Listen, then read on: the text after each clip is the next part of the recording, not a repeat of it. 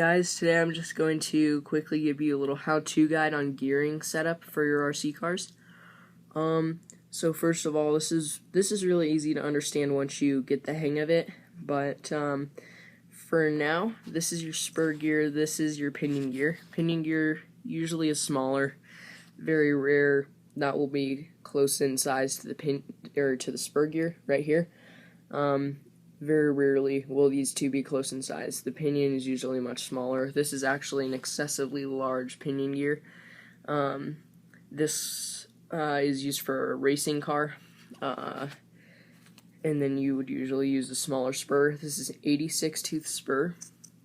As you can see right there, your spur gear will usually tell you, especially if it's a Traxxas, how many teeth it has on it. The lower the teeth, the fewer amount of teeth are on the gear, the less torque you will have, and the more speed you will have. And it's the exact opposite for your pinion gear. The smaller, or the fewer amount of teeth, the more torque and less speed. The more teeth on it, the less torque and more speed. So this would be an example of very low torque, very high speed. And this would be a good amount of torque, decent amount of speed. You also need to make sure your pitches are right on all your gears, otherwise you'll strip them. So this is a 48 pitch. Here, I have some other gears here. This is a 32 pitch or 0.8 metric pitch gear. This is a 20 tooth. Side by side, that's them right next to each other. Very big difference. You would strip your pinion gear, or not your pinion gear, this is the pinion. You would strip your spur gear out extremely quickly, like within a couple minutes of running it, if you had the wrong pitch, like a 32 pitch and a 48 pitch, because that's a very big difference. Very big difference in gear size. 32 pitch is much larger gear size, 48 pitch is much smaller. 48 pitch is probably the most common though. So that's your pitch. So make sure that these are like the right gear size. Make sure they just line up. And use your judgment to make sure your pinion gear is the right pitch. It should be pretty easy to tell because pitches usually will differ greatly in size, like that one. I'll show you both pinion gears side by side. So this is a 48 pitch, this is the 32 pitch, big difference there, right?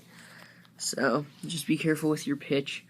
So if, say you have a, like an off-road RC car and you want a lot of torque with it, get a bigger spur gear, increase the amount of teeth on your spur gear, and decrease the amount of teeth on your pinion gear, and that'll give you a lot of torque, because that means that the motor is spinning more revolutions to move the tires than it would if you had a higher gear ratio, like lower on the spur, higher on the pinion.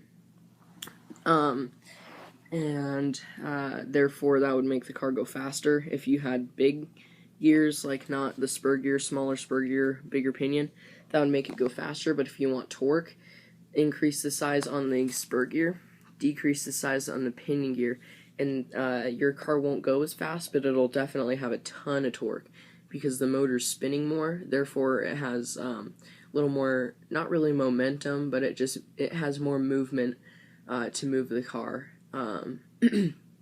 So it will go up bigger obstacles and stuff, especially if you have a crawler. If you don't have a great motor in it and you just want something cheap to make it have a little more torque, just get a giant spur gear and a tiny little pinion gear, and that'll give you a ton of torque with it, but not as much speed. And say if you want a lot of speed, get a smaller spur gear and a bigger pinion gear, and that'll give you a lot of speed but not a lot of torque. Alright, that's pretty much it for gearing. If you have any questions, just put them down in the comments below. I'll try my best to answer them. Alright, thanks for watching, guys. Like, comment, subscribe down below. Alright, see ya.